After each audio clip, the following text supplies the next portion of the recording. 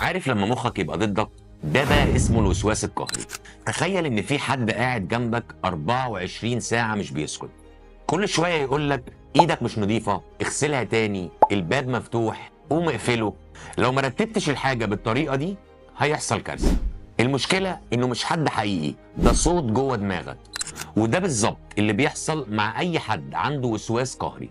يعني ايه وسواس قهري؟ يعني لما المخ يزن عليك بفكرة معينة ومهما حاولت تتجاهلها، التوتر جواك بيزيد لحد ما تنفذها علشان ترتاح.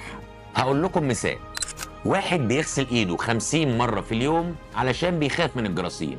واحد بيعمل نفس الحركة او نفس الكلمة كذا مرة علشان يحس بالامان، زي مثلا ترتيب الحاجات باسلوب معين او حاجة اتلخبطت، الدنيا كلها ساعتها بتبقى غلط بالنسبة له. والكارثة ان الشخص المصاب بالوسواس عارف ان اللي بيحصل ده مش منطقي، بس مش قادر يوقفه. ليه بيحصل ده؟ لان في خلل في كيمياء المخ، وخصوصا في مادة اسمها السيروتونين اللي بتتحكم في التفكير والمشاعر. وكمان ممكن يكون سببه ضغط نفسي شديد او حتى عوامل وراثية. طب الحل؟ هل في علاج؟ طبعا فيه، والموضوع مش موضوع شد حيلك او ما توسوسش. اول حاجة العلاج السلوكي المعرفي، بيساعدك تواجه مخاوفك بطريقة صحية. تاني حاجة ادوية بتحسن كيمياء المخ.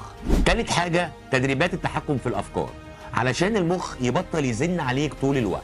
الوسواس القهري مرض حقيقي، ممكن علاجه، بس لازم تطلب المساعدة. ولو محتاج استشارة ابعت لنا رسالة على الواتساب. اشوفكم في فيديو جديد. عمرو عاطف.